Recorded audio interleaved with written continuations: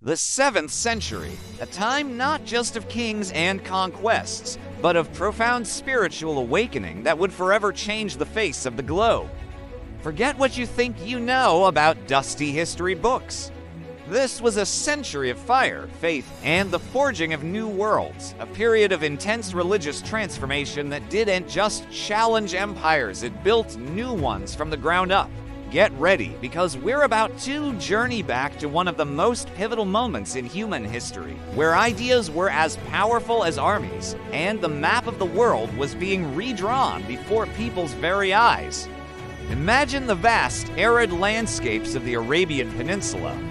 For centuries, this region was a crossroads of trade, home to nomadic tribes and vibrant cities like Mecca.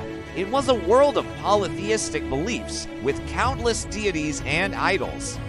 But in the early 7th century, a new voice emerged. A merchant named Muhammad began receiving divine revelations, messages that would be compiled into the Quran, the holy book of Islam. He preached a radical, powerful message. There is no God but God, Allah, and all of humanity should submit to his will. This was not just a new set of rituals, it was a call for social justice, unity, and a complete reordering of society. Initially, this new faith, Islam, faced fierce opposition in Mecca. Muhammad and his small band of followers were persecuted, their message seen as a threat to the established order and the lucrative pilgrimage economies centered around the Kaaba. This led to the Hijra in 622, the migration of the early Muslim community from Mecca to the city of Medina. This event was so significant that it marks the beginning of the Islamic calendar. In Medina, the first Muslim community, or Ummah, was established. It was more than a religious congregation. It was a new political and social entity, with Muhammad as its leader. From this base in Medina, the influence of Islam began to spread like wildfire. Through a combination of diplomacy, treaties, and military campaigns, the Arabian tribes were gradually united under the banner of Islam. By the time of the Prophet Muhammad's death in 632, most of the Arabian Peninsula had embraced the new faith. But this was only the beginning. The real story, the one that would shake the world, was about to unfold.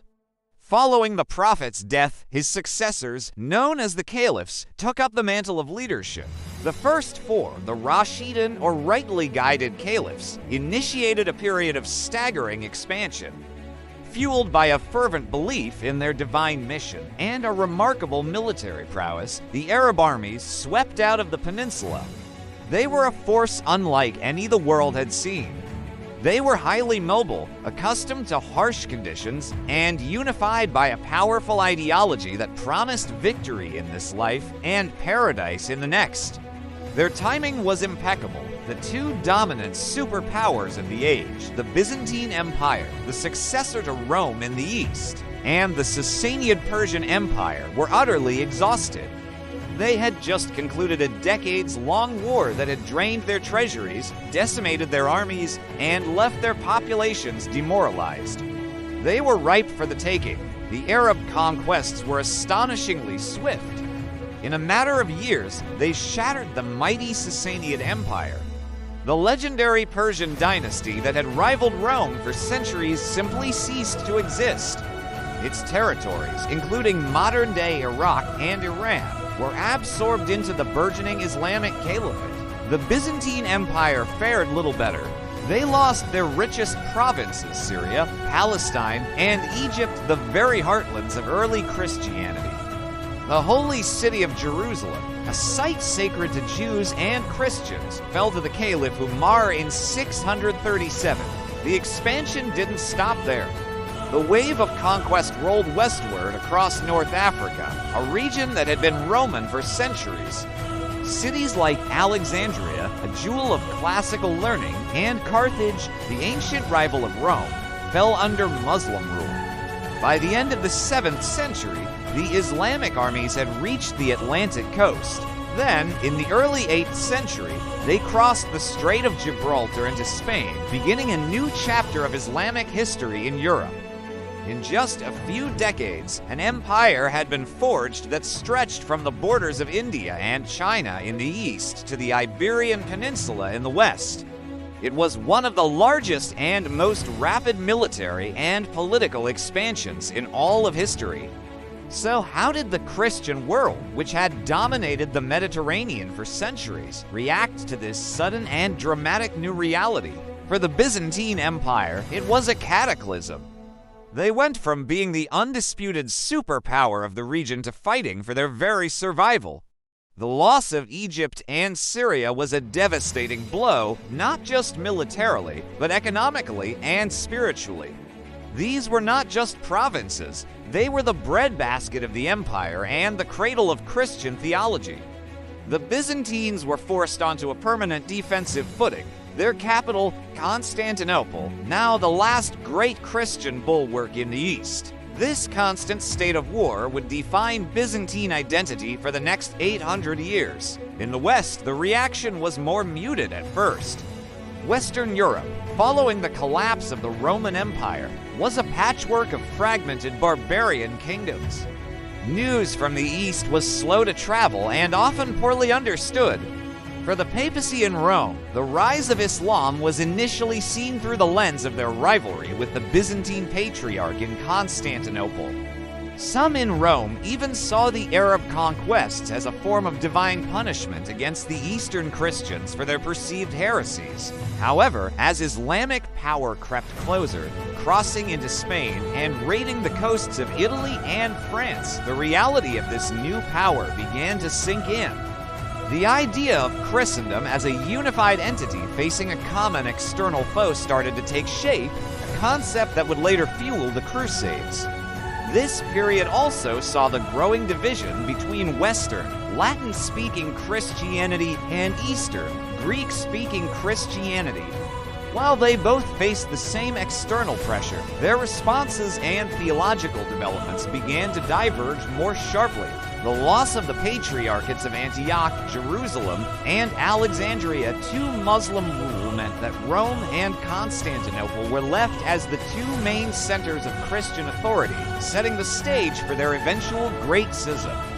The impact of these religious movements was truly global. The rise of Islam didn't just create a new empire, it created a new civilization. The Islamic Caliphate became a vibrant hub of culture, science, and trade. As they conquered new lands, the Arabs didn't just impose their rule. They absorbed and synthesized the knowledge of the Greeks, Persians, Indians, and Egyptians. Great cities like Baghdad, Damascus, and Cordoba became centers of learning where scholars made incredible advances in mathematics, astronomy, medicine, and philosophy, preserving and building upon the legacy of the ancient world. This period, often called the Islamic Golden Age, would have a profound and lasting impact on the entire world, including a later reawakening Europe. The new trade routes established by the Caliphate connected the East and West in new ways. The flow of goods, from spices and silks to paper and new crops, also meant the flow of ideas. The world became more interconnected than ever before. The political map was completely redrawn. The old Roman-Persian world was gone forever, replaced by a new tripartite order. The Islamic Caliphate, the Byzantine Empire, and the fragmented kingdoms of Western Europe. This new geopolitical arrangement would define the Middle Ages and set the stage for centuries of conflict, competition, and cultural exchange. In conclusion, the 7th century was far more than just a chapter in a history book.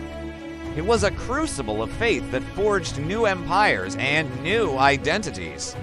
The birth of Islam in the sands of Arabia and its incredible expansion triggered a chain reaction that reshaped the Christian world and redefined the relationship between East and West. It was a time when religious belief moved armies, toppled empires, and laid the foundations for the world we live in today.